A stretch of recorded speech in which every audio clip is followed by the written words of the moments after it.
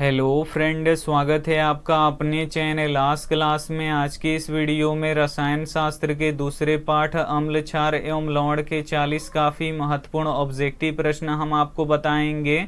तो एक भी प्रश्न आप लोग इसकी मत कीजिएगा। वीडियो को प्लीज़ आप लोग शुरू से लेके अंत तक देखिएगा। और वेबसाइट पे सामाजिक विज्ञान का टेस्ट चल रहा है, तो अभी तक आप टेस्ट नहीं दिए हैं तो टेस्ट दे लीजिए।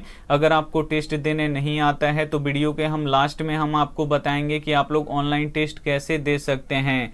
तो आइए शुरू करते हैं पहले नंबर प्रश्न से। तो पहला नंबर प्रश्न है कि अम्ल स्वाद में कैसा होता है। ए ऑप्शन है खट्टा, बी ऑप्शन है कड़वा, सी ऑप्शन है तीखा, डी ऑप्शन है मीठा। काफ़ी महत्वपूर्ण प्रश्न है ये आपके बोर्ड परीक्षा के लिए। यहाँ पे आपको बताना है कि अम्ल स्वाद में कैसा होता है।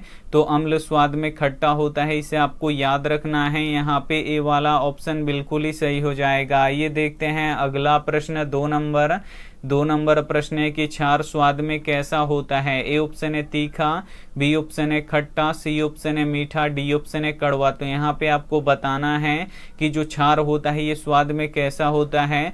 तो कड़वा होता है, इसे आपको याद रखना है। यहाँ पे डी वाला ऑप्शन बिल्कुल ही सही हो जाएगा। ये देखते हैं अगला प्रश्न तीन नंबर प्रश्न है कि लिटमस पत्र किससे प्राप्त होता है। ए ऑप्शन है जूट से, बी ऑप्शन है शीशम से, सी ऑप्शन है लाइकेन से, डी ऑप्शन है बरगद से।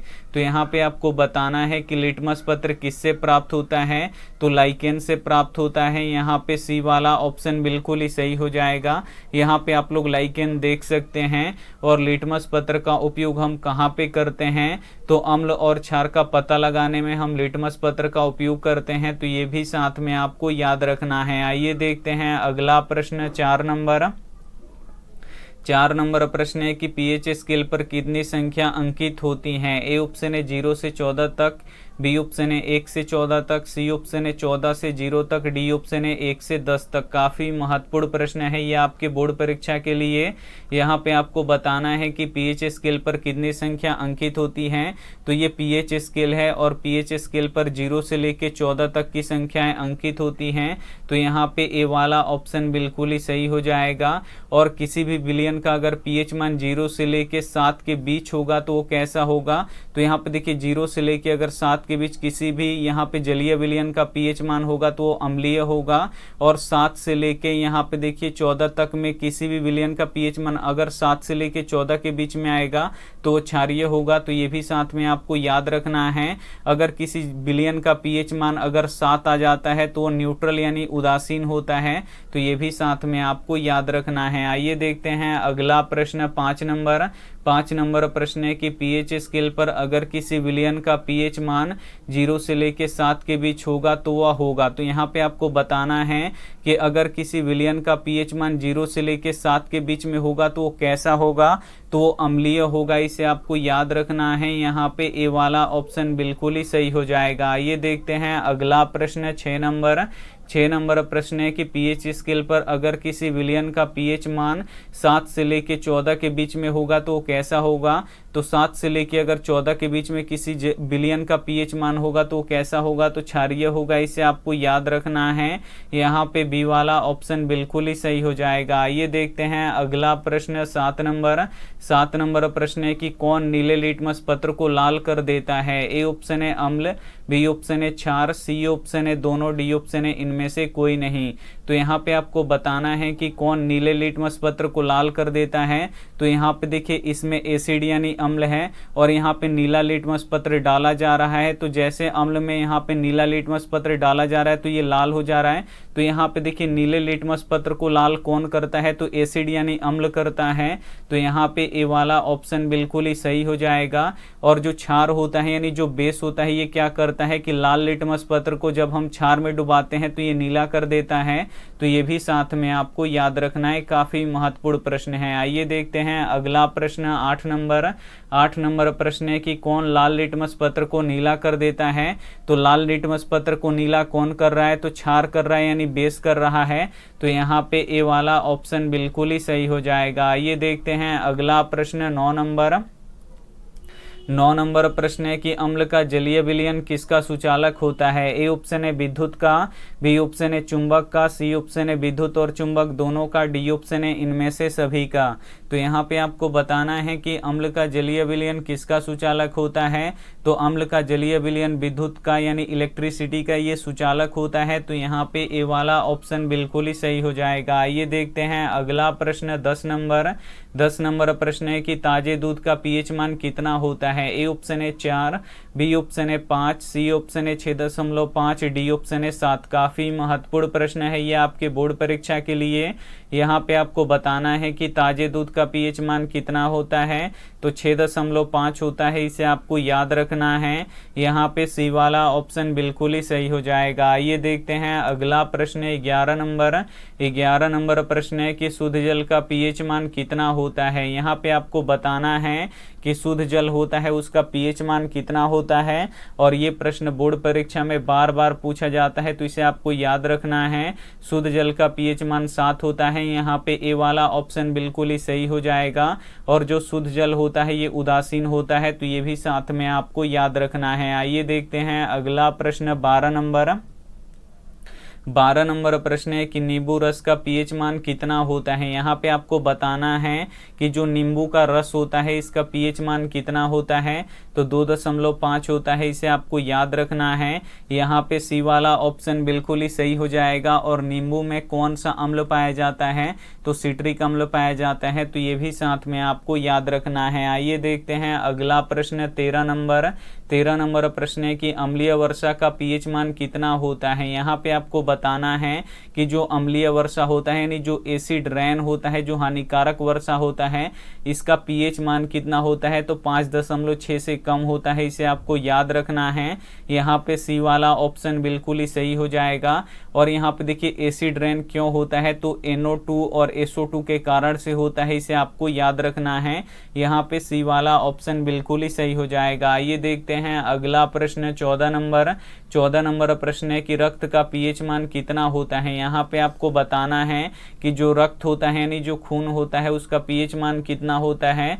तो 7.4 होता है। यहाँ पे ए वाला ऑप्शन बिल्कुल ही सही हो जाएगा। और रक्त लाल किसके कारण से होता है, तो जो रक्त होता है ये लाल होता है हीमोग्लोबिन के कारण से। तो ये भी साथ में आपको याद रखना है। और ये भी प्रश्न बोर्ड परीक्षा में बहुत बार पूछा गया है। आइए देखते हैं अगला प्रश्न 15 नंबर प्रश्न है कि सिरका का पीएच मान कितना होता है। काफी महत्वपूर्ण प्रश्न है। ए ऑप्शन है 1, बी ऑप्शन है 2, सी ऑप्शन है 3, डी ऑप्शन है 4। यहाँ पे आपको बताना है कि सिरका का पीएच मान कितना होता है। तो 3 होता है, इसे आपको याद रखना है। यहाँ पे सी वाला ऑप्शन बिल्कुल ही सही हो जाएगा। आइए देखते हैं अगला प्रश्न 16 नंबर प्रश्न है कि संतरा व नींबू में कौन सा अम्ल पाया जाता है। ए ऑप्शन है सिट्रिक अम्ल, बी ऑप्शन है मैलिक अम्ल, सी ऑप्शन है टार्ट्रिक अम्ल, डी ऑप्शन है लैक्टिक अम्ल। काफी महत्वपूर्ण प्रश्न है ये आपके बोर्ड परीक्षा के लिए। यहाँ पे आपको बताना है कि संतरा और नींबू में कौन सा अम्ल पाया जाता है। तो सिट्रिक अम्ल पाया जाता है, इसे आपको याद रखना है। यहाँ पे ए वाला ऑप्शन बिल्कुल ही सही हो जाएगा। और सेब में कौन सा अम्ल पाया जाता है, तो मैलिक अम्ल पाया जाता है। और टार्ट्रिक अम्ल किस में पाया जाता है, तो इमली में पाया जाता है, इसे आपको याद रखना है। और लैक्टिक अम्ल किस में पाया जाता है, तो दूध दही में पाया जाता है, तो ये भी साथ में आपको याद रखना है। आइए देखते हैं अगला प्रश्न 17 नंबर प्रश्न है कि सेब में कौन सा अम्ल होता है। यहाँ पे आपको बताना है कि जो सेब होता है इसमें कौन सा अम्ल होता है। तो सेब में मैलिक अम्ल होता है, इसे आपको याद रखना है। यहाँ पे बी वाला ऑप्शन बिल्कुल ही सही हो जाएगा। आइए देखते हैं अगला प्रश्न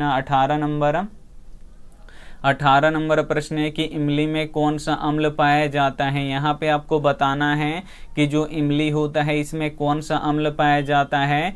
तो टार्ट्रिक अम्ल पाया जाता है, इसे आपको याद रखना है। ये सभी प्रश्न काफ़ी महत्वपूर्ण है आपके बोर्ड परीक्षा के लिए। तो यहाँ पे सी वाला ऑप्शन बिल्कुल ही सही हो जाएगा। ये देखते हैं अगला प्रश्न 19 नंबर प्रश्न है कि दही में कौन सा अम्ल पाया जाता है। यहाँ पे आपको बताना है कि दही में कौन सा अम्ल पाया जाता है। तो दही में लैक्टिक अम्ल पाया जाता है, इसे आपको याद रखना है।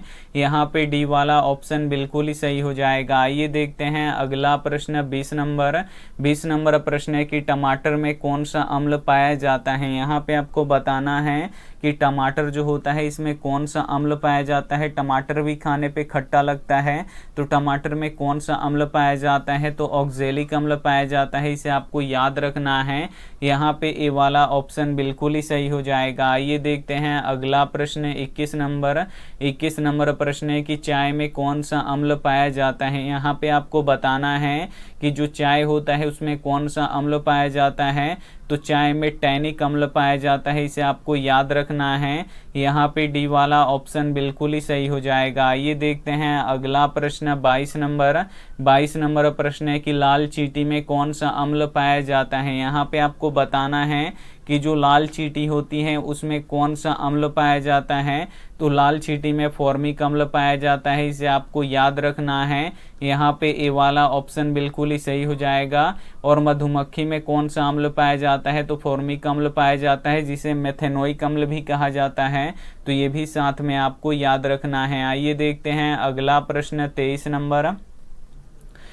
नंबर प्रश्न है कि दांत का क्षय कब शुरू होने लगता है। ए ऑप्शन है जब मुंह का पीएच 6 से अधिक हो, बी ऑप्शन है जब मुंह का पीएच 5.5 से कम हो, सी ऑप्शन है जब मुंह का पीएच 6.5 से अधिक हो, डी ऑप्शन है जब मुंह का पीएच 7 से अधिक हो। तो यहाँ पे आपको बताना है कि दांत का क्षय कब शुरू होने लगता है, तो दांत कब खराब होने लगता है, तो जब मुंह का पीएच 5.5 से कम होने लगता है तो हमारे जो दांत होते हैं वो खराब होने लगते हैं। यहाँ पे बी वाला ऑप्शन बिल्कुल ही सही हो जाएगा।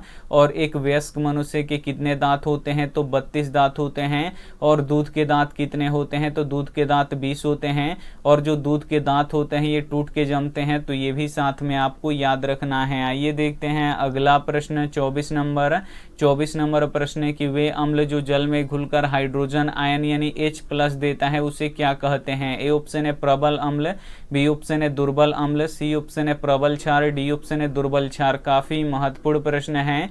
यहाँ पे आपको बताना है कि वे अम्ल जो जल में घुलकर हाइड्रोजन आयन यानी H+ देता है उसे क्या कहते हैं, तो उसे प्रबल अम्ल कहते हैं यानी स्ट्रॉन्ग एसिड कहते हैं। तो यहाँ पे ए वाला ऑप्शन बिल्कुल ही सही हो जाएगा। आइए देखते हैं अगला प्रश्न 25 नंबर प्रश्न है कि वे क्षार जो जल में घुलकर हाइड्रोक्साइड आयन यानी OH- देता है उसे क्या कहते हैं। ए ऑप्शन है प्रबल अम्ल, बी ऑप्शन है दुर्बल अम्ल, सी ऑप्शन है प्रबल क्षार, डी ऑप्शन है दुर्बल क्षार। तो यहाँ पे आपको बताना है कि वे क्षार जो जल में घुलकर हाइड्रोक्साइड आयन यानी OH- देता है उसे क्या कहते हैं, तो प्रबल क्षार कहते हैं। इसे आपको याद रखना है। यहाँ पे सी वाला ऑप्शन बिल्कुल ही सही हो जाएगा। आइए देखते हैं अगला प्रश्न 26 नंबर प्रश्न है कि खाने का सोडा का रासायनिक नाम क्या है। ए ऑप्शन है सोडियम बाइकार्बोनेट, बी ऑप्शन है सोडियम कार्बोनेट, सी ऑप्शन है सोडियम क्लोराइड, डी ऑप्शन है इनमें से कोई नहीं। काफ़ी महत्वपूर्ण प्रश्न है यह आपके बोर्ड परीक्षा के लिए। यहाँ पे आपको बताना है कि खाने का सोडा का रासायनिक नाम क्या है, तो सोडियम बाइकार्बोनेट होता है। इसे आपको याद रखना है। यहाँ पे ए वाला ऑप्शन बिल्कुल ही सही हो जाएगा। ये देखते हैं अगला प्रश्न 27 नंबर प्रश्न है कि धोने का सोडा का रासायनिक नाम क्या है। ए ऑप्शन है सोडियम बाइकार्बोनेट, बी ऑप्शन है सोडियम कार्बोनेट, सी ऑप्शन है सोडियम क्लोराइड, डी ऑप्शन है इनमें से कोई नहीं। तो यहाँ पे आपको बताना है कि धोने का सोडा का रासायनिक नाम क्या है, तो धोने का जो सोडा होता है उसका रासायनिक नाम सोडियम कार्बोनेट होता है। इसे आपको याद रखना है। यहाँ पे बी वाला ऑप्शन बिल्कुल ही सही हो जाएगा। ये देखते हैं अगला प्रश्न 28 नंबर प्रश्न है कि अम्ल और क्षार आपस में अभिक्रिया करके क्या बनाते हैं। ए ऑप्शन है सोना, बी ऑप्शन है चांदी, सी ऑप्शन है लवण, डी ऑप्शन है दूध। काफ़ी महत्वपूर्ण प्रश्न है। यहाँ पे आपको बताना है कि अम्ल और क्षार आपस में अभिक्रिया करके क्या बनाते हैं, तो लवण और जल बनाते हैं। इसे आपको याद रखना है। यहाँ पे सी वाला ऑप्शन बिल्कुल ही सही हो जाएगा। आइए देखते हैं अगला प्रश्न 29 नंबर प्रश्न है कि कार्बन डाइऑक्साइड क्या है। ए ऑप्शन है अम्लीय, बी ऑप्शन है क्षारीय, सी ऑप्शन है लवण, डी ऑप्शन है अनिश्चित। तो यहाँ पे आपको बताना है कि कार्बन डाइऑक्साइड क्या है, तो कार्बन डाइऑक्साइड अम्ल है, इसे आपको याद रखना है। यहाँ पे ए वाला ऑप्शन बिल्कुल ही सही हो जाएगा। और कार्बन डाइऑक्साइड वायुमंडल में कितना प्रतिशत पाया जाता है, तो 0.03% पाया जाता है। तो ये भी साथ में आपको याद रखना है। आइए देखते हैं अगला प्रश्न 30 नंबर। 30 नंबर प्रश्न है कि धातु के ऑक्साइड कैसे होते हैं। ए ऑप्शन है अम्लीय, बी ऑप्शन है क्षारीय, सी ऑप्शन है लवणीय, डी ऑप्शन है जलीय। तो यहाँ पे आपको बताना है कि धातु के ऑक्साइड कैसे होते हैं। तो धातु के जो ऑक्साइड होते हैं ये क्षारीय होते हैं, इसे आपको याद रखना है। यहाँ पे बी वाला ऑप्शन बिल्कुल ही सही हो जाएगा। जो अधातु होते हैं, तो अधातु के ऑक्साइड कैसे होते हैं, तो अम्लीय होते हैं। तो ये भी साथ में आपको याद रखना है। आइए देखते हैं अगला प्रश्न 31 नंबर। 31 नंबर प्रश्न है कि अधातु के ऑक्साइड कैसे होते हैं। तो अभी हम आपको बताए हैं अधातु के ऑक्साइड अम्लीय होते हैं। यहाँ पे ए वाला ऑप्शन बिल्कुल ही सही हो जाएगा। और धातु के ऑक्साइड कैसे होते हैं, तो धातु के ऑक्साइड क्षारीय होते हैं। तो ये भी साथ में आपको याद रखना है। आइए देखते हैं अगला प्रश्न 32 नंबर। 32 नंबर प्रश्न है कि हमारे शरीर का पीएच मान कितना होता है। ए ऑप्शन है 7 से 7.8 के बीच, बी ऑप्शन है 8 से 8.4 के बीच, सी ऑप्शन है 9 से 9.9 के बीच, डी ऑप्शन है 7.4 से अधिक। तो यहाँ पे आपको बताना है कि हमारे शरीर का पीएच मान कितना होता है। तो 7 से 7.8 के बीच होता है, इसे आपको याद रखना है। यहाँ पे ए वाला ऑप्शन बिल्कुल ही सही हो जाएगा। आइए देखते हैं अगला प्रश्न 33 नंबर। 33 नंबर प्रश्न है कि प्लास्टर ऑफ पेरिस किस कारण से जमता है। ए ऑप्शन है उपचयन, बी ऑप्शन है अपचयन, सी ऑप्शन है निर्जलीकरण, डी ऑप्शन है जलासन। तो यहाँ पे आपको बताना है कि जो प्लास्टर ऑफ पेरिस होता है, जो जब हमारा हाथ टूट जाता है तो डॉक्टर वहाँ पे प्लास्टर ऑफ पेरिस का लेप लगा देता है ताकि वो कठोर हो जाए। तो यहाँ पे जो प्लास्टर होता है वो किस कारण से जमता है, तो जलासन के कारण से जमता है, इसे आपको याद रखना है। प्लास्टर ऑफ पेरिस में जैसे ही हम लोग जल मिलाते हैं वो जमना शुरू हो जाता है। तो यहाँ पे डी वाला ऑप्शन बिल्कुल ही सही हो जाएगा। आइए देखते हैं अगला प्रश्न 34 नंबर। 34 नंबर प्रश्न है कि निम्न में से कौन अम्ल है। इसमें से आपको बताना है कि कौन अम्ल है। तो यहाँ पे जो HCl है ये अम्ल है। यहाँ पे डी वाला ऑप्शन बिल्कुल ही सही हो जाएगा। और HCl होता है हाइड्रोक्लोरिक अम्ल, तो ये भी साथ में आपको याद रखना है। और ये एक प्रबल अम्ल होता है, तो ये भी साथ में आपको याद रखना है। आइए देखते हैं अगला प्रश्न 35 नंबर। 35 नंबर प्रश्न है कि निम्न में से कौन प्रबल अम्ल है। इसमें से आपको बताना है कि प्रबल अम्ल कौन होगा। तो यहाँ पे देखिए जो 0 होगा ये सबसे अधिक अम्लीय होगा, और जो 1 होगा इससे थोड़ा सा कम अम्लीय होगा। और यहाँ पे जो 2 होगा ये भी क्या होगा कि इससे थोड़ा सा कम अम्लीय होगा। 3 होगा ये इससे भी थोड़ा कम अम्लीय होगा। 4 होगा वो 3 से कम अम्लीय होगा। 5 होगा वो क्या होगा कि 4 से कम अम्लीय होगा। और जो 5 होगा यहाँ पे देखिए जो 6 होगा ये 5 से थोड़ा सा कम अम्लीय होगा। और जो 7 होता है ये उदासीन होता है। तो यहाँ पे देखिए जिसका पीएच मान 0 होता है वो सबसे अधिक अम्लीय होता है। और जिसका पीएच मान यहाँ पे 6 या 6 से अधिक होता है वो कम अम्लीय होता है। तो यहाँ पे पूछ रहा है कि निम्न में से कौन प्रबल अम्ल है। तो यहाँ पे जो 0 जिसका पीएच मान होगा ये प्रबल अम्ल होगा। तो यहाँ पे ए वाला ऑप्शन बिल्कुल ही सही हो जाएगा। अगर किसी विलयन का पीएच मान 1 है और किसी विलयन का पीएच मान 2 है, अगर इसमें से पूछा जाए कि कौन प्रबल अम्ल होगा, तो यहाँ पे 1 क्या होगा, प्रबल अम्ल होगा। और यहाँ पे 1 के मुकाबले में ये दुर्बल अम्ल होगा। तो ये आपको समझ में आ गया होगा। आइए देखते हैं अगला प्रश्न 36 नंबर। 36 नंबर प्रश्न है कि चीनी का रासायनिक सूत्र क्या होता है। यहाँ पे आपको बताना है कि जो चीनी होता है इसका रासायनिक सूत्र क्या होता है। तो H12 यहाँ पे देखिए C12H22O11 होता है, इसे आपको याद रखना है। यहाँ पे सी वाला ऑप्शन बिल्कुल ही सही हो जाएगा। और ग्लूकोज का रासायनिक सूत्र क्या होता है, तो C6H12O6 होता है। तो ये भी साथ में आपको याद रखना है। आइए देखते हैं अगला प्रश्न 37 नंबर। 37 नंबर प्रश्न है कि CaOCl2 का प्रचलित नाम क्या है। ए ऑप्शन है सोडा, बी ऑप्शन है विरंजक चूर्ण, सी ऑप्शन है नमक, डी ऑप्शन है बेकिंग सोडा। तो यहाँ पे आपको बताना है कि CaOCl2 का प्रचलित नाम क्या है, तो विरंजक चूर्ण है, इसे आपको याद रखना है। यहाँ पे बी वाला ऑप्शन बिल्कुल ही सही हो जाएगा। आइए देखते हैं अगला प्रश्न 38 नंबर। 38 नंबर प्रश्न है कि सिल्वर क्लोराइड का रंग कैसा होता है। ए ऑप्शन है श्वेत, बी ऑप्शन है पीला, सी ऑप्शन है हरा, डी ऑप्शन है नीला। तो यहाँ पे आपको बताना है कि सिल्वर क्लोराइड का रंग कैसा होता है। तो सिल्वर क्लोराइड का रंग श्वेत होता है, इसे आपको याद रखना है। यहाँ पे ए वाला ऑप्शन बिल्कुल ही सही हो जाएगा। आइए देखते हैं अगला प्रश्न 39 नंबर। 39 नंबर प्रश्न है कि दांत को साफ रखने वाला दंत मंजन प्रायः होता है। ए ऑप्शन है अम्लीय, बी ऑप्शन है क्षारीय, सी ऑप्शन है लवणयुक्त, डी ऑप्शन है इनमें से कोई नहीं। तो यहाँ पे आपको बताना है कि दांतों को साफ रखने वाला दंत मंजन कैसा होता है। तो जब हमारे मुंह में अम्ल की मात्रा ज़्यादा बढ़ जाता है तो दांत खराब होने लगते हैं। तो दांत खराब होने से बचाने के लिए हम क्या करते हैं कि क्षारीय दंत मंजन का उपयोग करते हैं। तो जो दांत साफ करने वाला दंत मंजन होता है ये क्षारीय होता है। तो यहाँ पे बी वाला ऑप्शन बिल्कुल ही सही हो जाएगा। ये देखते हैं अगला प्रश्न 40 नंबर। 40 नंबर प्रश्न है कि विद्युत अपघटन में इलेक्ट्रॉन किस पर मुक्त होता है। ए ऑप्शन है एनोड पर, बी ऑप्शन है कैथोड पर, सी ऑप्शन है दोनों पर, डी ऑप्शन है इनमें से कोई नहीं। यहाँ पे आपको बताना है कि विद्युत अपघटन में इलेक्ट्रॉन किस पर मुक्त होता है। तो एनोड पर मुक्त होता है। यहाँ पे ए वाला ऑप्शन बिल्कुल ही सही हो जाएगा। यहाँ पे 40 ऑब्जेक्टिव प्रश्न हम आपको बता चुके हैं। तो इसमें से जो भी प्रश्न आपको याद ना हो तो प्लीज़ आप लोग उसे नोटबुक पे लिख के जरूर याद कर लीजिएगा। और ये रहा आपके लिए होमवर्क प्रश्न। इसका जवाब आपको कमेंट बॉक्स में देना है कि पुरुष में लिंग गुण सूत्र होता है। ए ऑप्शन है XX, बी ऑप्शन है YY, सी ऑप्शन है XY, डी ऑप्शन है YX। तो जो भी ऑप्शन आपको सही लगे वो आप हमें कमेंट करके जरूर बताइएगा।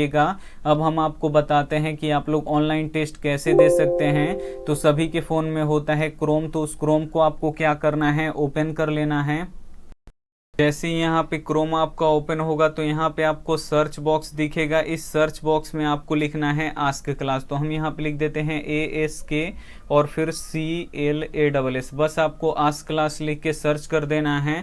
जैसे ही सर्च कीजिएगा यहाँ पे देखिए आस्क क्लास लिखा हुआ आ गया। तो इसी आस्क क्लास पे आपको क्या करना है, क्लिक करना है। और जैसे ही आप लोग क्लिक कीजिएगा यहाँ पे देखिए टेस्ट यहाँ से दे सकते हैं। यहाँ पे डाउनलोड PDF, यहाँ से PDF डाउनलोड कर सकते हैं। तो हमको टेस्ट देना है तो यहाँ पे टेस्ट पे क्लिक करेंगे। और जैसे ही टेस्ट पे क्लिक करेंगे यहाँ पे आपको ऊपर में पढ़ना है 12 मई के लिए। आज 12 मई है तो यहाँ पे देखिए 12 मई के लिए इतिहास यानी सामाजिक विज्ञान कक्षा 10 का लाइव टेस्ट जल्दी दीजिए। और समय कब है, तो सुबह 7 बजे से टेस्ट स्टार्ट हो जाता है और कल सुबह 7 बजे तक दे सकते हैं, यानी एक दिन आप लोग टेस्ट दे सकते हैं। तो यहाँ पे देखिए आज 12 मई है और यहाँ पे आपको पढ़ लेना है कि ये कक्षा 10 के लिए है। तो यहाँ पे आपको टिक लगाना है, इसी पे क्लिक करना है। जैसे ही आप लोग क्लिक कीजिएगा तो यहाँ पे देखिए आ जाएगा। नीचे थोड़ा सा आइएगा तो यहाँ पे देखिए 67 बच्चों ने टेस्ट दे दिए हैं।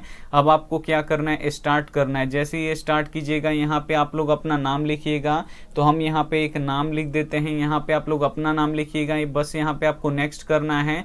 और यहाँ पे क्वेश्चन आ गया। यहाँ पे देखिए हंगरी की राजधानी कहाँ है, तो बुडापेस्ट पे अगर हम क्लिक करेंगे तो देखिए सही आंसर है तो ग्रीन हो जाएगा। अगर हम गलत करेंगे तो यहाँ पे देखिए वर्साई की संधि कब हुई थी, तो 1919 में हुई थी। लेकिन हम जब 1920 पे यहाँ पे टिक करेंगे तो देखिए यहाँ पे बता देगा कि जो आप टिक लगाए हैं वो गलत है और इसका सही आंसर है 1919।